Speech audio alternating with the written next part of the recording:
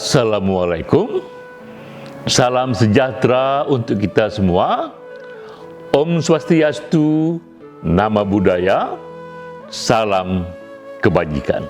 Awalnya adalah kearifan, awalnya adalah wisdom, lalu kearifan tersimpan dalam puisi. Ini adalah serial kuliah singkat, Kultum, kuliah 7 menit, kita menggali kearifan dari kutipan puisi. Kali ini kita menggali Ibnu Al-Farid.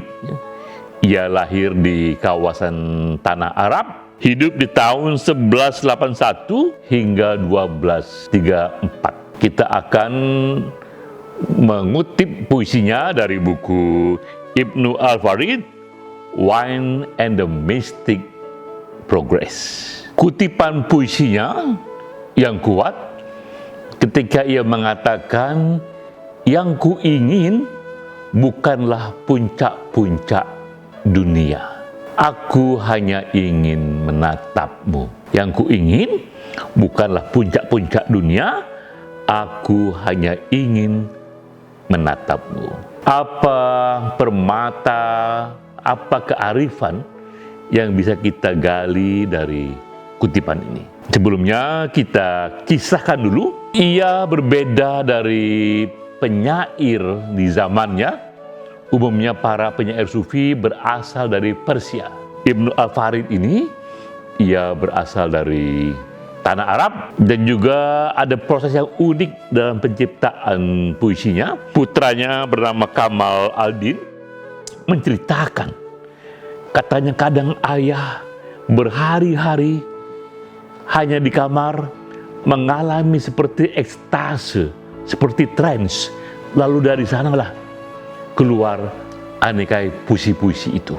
Tak heran jika puisi-puisinya mendalam, karena ia lahir dari proses batin yang juga begitu dalam. Juga yang unik dari Ibnu Al-Farid ini, ia juga berbeda dengan penyair sezamannya. Ia sangat menolak dengan apa yang disebut patronase.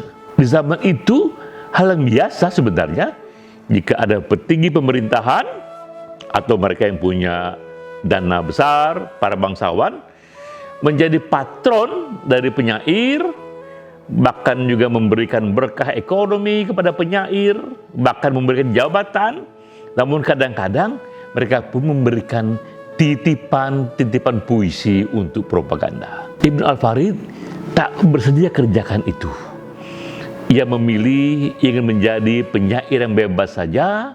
Ia memilih ingin menjadi penulis yang lepas dari sana, walaupun akibatnya berkah ekonominya atau kehidupan ekonominya jauh lebih bersahaja. Nah, itu pula tergambar dari kutipan tadi yang ia katakan, bukan puncak-puncak dunia, yang kucari hanyalah wajahmu.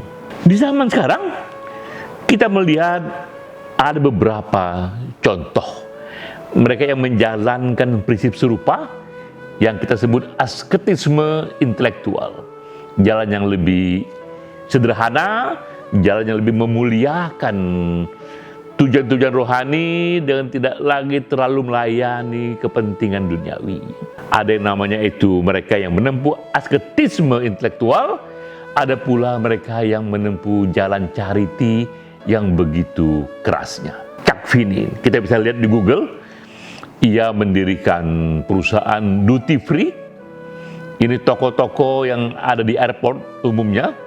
Duty free ini jika kita datang ke sana, kita tak perlu membayar tax di negara itu karena ini ada di airport, bebas dari tax. Akibat dari kelimpahan fasilitas duty free ini, Chuck Finney mempunyai harta yang cukup besar, sejumlah lebih dari 8 billion US dollar atau sekitar 120 triliun rupiah. Nah, apa yang terjadi? Chuck Finney mendonasikan semua hartanya itu.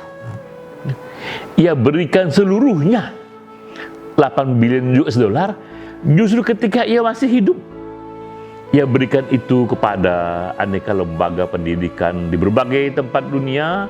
Ia berikan kepada lembaga kesehatan, juga kepada beberapa persatuan veteran. Ya. Dan ia mengatakan sebaiknya charity ini saya berikan selagi saya bisa, selagi saya hidup. Yang ia ambil untuk dirinya hanya 2 juta US dollar saja. Hanya 30 miliar dari 120 triliun yang ia simpan, sisanya ia berikan kepada orang banyak.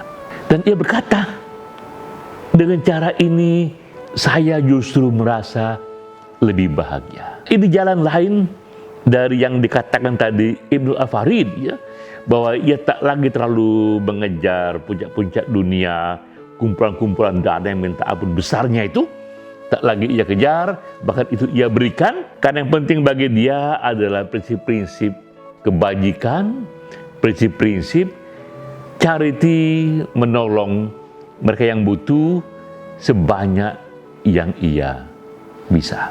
Chuck Finney itu adalah contoh yang cukup ekstrim. Ia berikan charity dalam jumlah minta ampun banyaknya, bisa dikatakan 97% dari dana yang sah ia miliki, ia berikan ketika ia masih hidup.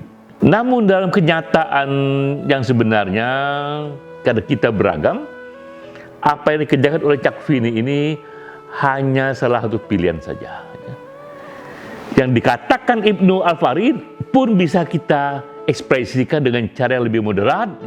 Misalnya, bahwa kita tetap saja mengambil sebagian dari pesona duniawi, namun kita katakan itu kita peroleh dengan cara-cara yang tak melanggar prinsip-prinsip kebajikan. Itu pun juga sudah satu berkah pula. Dalam bahasa public policy dikatakan, kami hanya mau mengerjakan to do the right things and do the things right.